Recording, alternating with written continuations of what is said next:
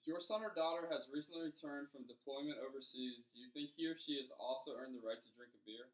I do. Prohibition has never worked. Currently, there is a double standard that exists with our country. Lowering the drinking age to 18 would help justify the responsibilities put upon 18-year-olds. On this speech, we'll bring attention to this problem. Then we will discuss the need for this law to be changed. Then we will discuss changing the law, because simply lowering the drinking age is not a solution. Then we'll visualize what America would be like if this law was changed. And then lastly, we'll talk about how to accomplish this goal. First, people expect 18-year-olds to make huge life decisions. For example, when you turn 18, you now have the ability to vote, sign contracts, be prosecuted as an adult, join the military, use tobacco, serve on juries, and get married. These are all big steps in life. For example, being prosecuted as an adult, you can then receive the death penalty and life in prison. You can now use tobacco, which can kill you. You can now serve in the military, which you can die in the military. These are all big life decisions. You'd think that being able to drink beer would be associated with all of these. The need to change this law is to get rid of the mystery and rebellion factor behind alcohol. For example, college kids have never drank before. Some college kids get to college, they've never drank before.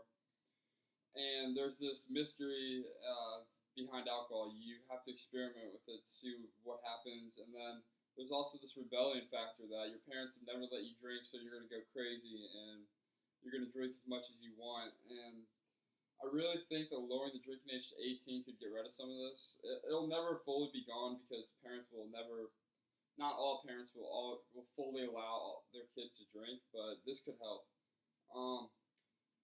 Lowering the drinking age would create safe places for 18-year-olds to drink instead of in some kids' basement where they're drinking safely. They could drink at a bar, and there could be a bartender supervising the amount they drink and what they drink, and the bartender could cut them off before they get too drunk. This needs to be solved because in European countries that have drinking ages lower than 21, they have less drunk driving accidents than there are in America. And I can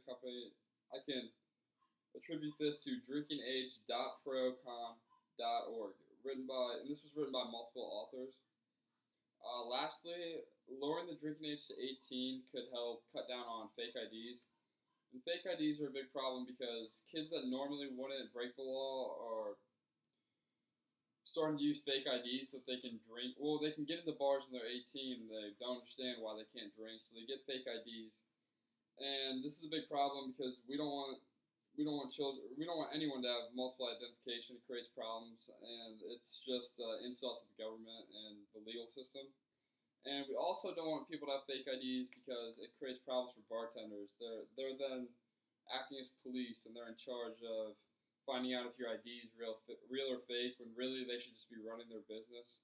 And if they make a mistake, then they could lose their business or their liquor license, which doesn't seem fair to me. So to make this happen, first we need, currently 29 out of 50 states allow minors to drink in restaurants. I believe the first step to make the drinking age lower from 21 to 18 is to allow minors accompanied by parents to drink in all 50 states in public places, and of course responsibly. After this, in conjunction with lowering the drinking age from 21 to 18, we would also have to increase the penalty of supplying to minors. This would have to happen because people argue that seniors in high school are 18 and they would buy alcohol for underclassmen. And the only way to prevent this is to increase the penalty for supplying to minors. And this could be successful.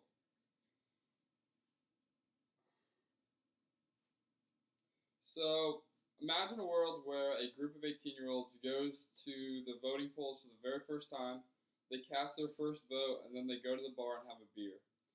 The point of this isn't to illustrate, going out and voting, then going to the bar. The point of this is to show that an adult can exercise all of their rightful freedoms, and I do believe that drinking when you're 18 is a rightful freedom. Another example, a kid goes to a concert, And rather than drinking as much liquor as he can before the show, he goes in and he drinks responsibly throughout the show. And it's just much safer this way. Imagine a world where less kids get in drunk driving accidents, which it could happen if the drinking age was lowered. Most likely would happen. How do we make this happen? First, we need to petition at the state level for allowing minors to drink in restaurants with parents. This is the first step. It'll bridge the gap between jumping from 21 to 18 drinking age. It'll help not create chaos because it won't be such a dramatic change at first. Next, we lower the drinking age to 18 we petition to lower the drinking age to 18 and increase penalties for supplying to minors. Then you need to personally spread the word. You need to pass out pamphlets. You need to encourage people to vote when it comes to the ballot.